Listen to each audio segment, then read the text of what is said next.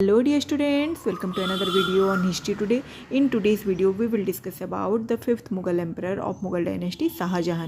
मैंने अपने पिछले वीडियोस में पहले 4 जो मुग़ल एम्परर थे उनके बारे में डिस्कशन किया है।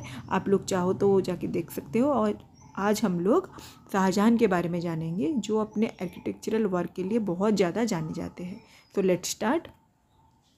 शाहजहां कौन थे? वो 5th मुग़ल एम्परर थे और उन्होंने रूल किया था 1628 से लेकर 1658 तक। His rule was a golden age of Mughal architecture. So Mughal architecture reach to its zenith during the rule of Shah Jahan and his rule was marked by political stability, military campaign, cultural achievement, but ended with tragic power struggle and his imprisonment. Shah Jahan ने अपने father और grandfather की तरह ही अपने empire में political stability maintain रखा था और उनका भी बहुत सारा मिलिट्री अचीवमेंट्स था और कल्चरल अचीवमेंट्स था, but the end part of his rule was very tragic and he was imprisoned by his own son. So let's discuss in details. First we will see the early life of Shah Jahan. He was born as Prince Khurram. उनका birth name था prince Khurram और वो जहांगीर और उनकी Rajput queen जगत गोसाई के बेटे थे, तीसरे बेटे थे. During the early years of his rule he saw lots of military success.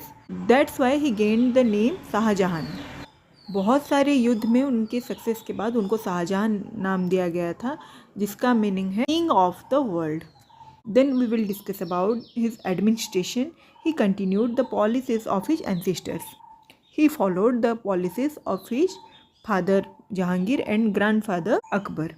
He strengthened Mughal bureaucracy and he maintained a lavish court. But he increased revenue. Unlike his ancestors, he increased the revenue of the common people, and this collection was done to support his military campaigns and architectural projects. उन्होंने बहुत सारे architectural work start कर दिया था और उन्होंने बहुत सारे मिलिट्री कैंपेन्स भी किए थे. उसके लिए उन्होंने जो रेवेन्यू था, कॉमन पीपल का रेवेन्यू था, उसको बढ़ा दिया. But despite of this heavy taxation his projects occasionally strained the empire's economy. उनके ये सारे प्रोजेक्ट्स के लिए जो एम्पायर था उसके इकोनॉमी के ऊपर बहुत ज़्यादा इम्पैक्ट पड़ता था. इतना हेवी टैक्सेशन भी उसके लिए काफ़ी नहीं था. And this was the negative part of his administration. Then we will discuss about the military campaigns of Shahjahan. Shahjahan expanded the empire's boundaries. He also led many military campaigns and he particularly expanded the boundaries to the Deccan region. Shahjahan ने ज़्यादातर अपना सीमा का विस्तार south में किया था, जो कि था डेक्कन रीजन में. But also he unsuccessfully fought against the Safavids to regain the Kandahar.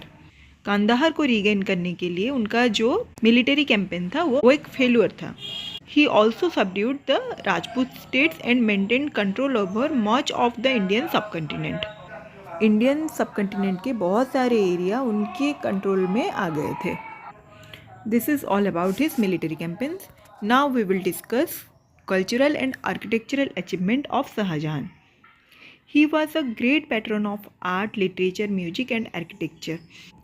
और उनके टाइम पे मुग़ल मिनिएचर पेंटिंग बहुत फ्लोरिश हुआ था, उसको बहुत बढ़ावा मिला था. He is mostly known for his architectural splendours.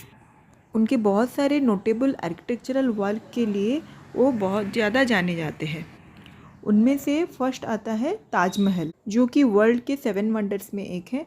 And it was a Muslim for his beloved wife Mumtaz महल. शाहजहां की जो वाइफ थी मुमताज़ महल, उनकी डेथ के बाद उनके याद में शाहजहां ने ताजमहल बनाया था, जो कि उनका कवर था. And it is one of the most iconic monument in the world. Then comes the Red Fort. We know about the Red Fort. It is in Agra and it is a symbol of Mughal power. और इस red fort को भी शाहजहां ने ही बनाया था and it served as the imperial residence at that time. Also he built Jama Masjid, one of the largest mosques in India. फिर आता है शाहजहानाबाद, जो कि एक वर्ल्ड सिटी था दिल्ली में, जो कि अब पुरानी दिल्ली के नाम से जाना जाता है. and this Shahjahanabad became the Mughal capital. It was basically a world city in Delhi.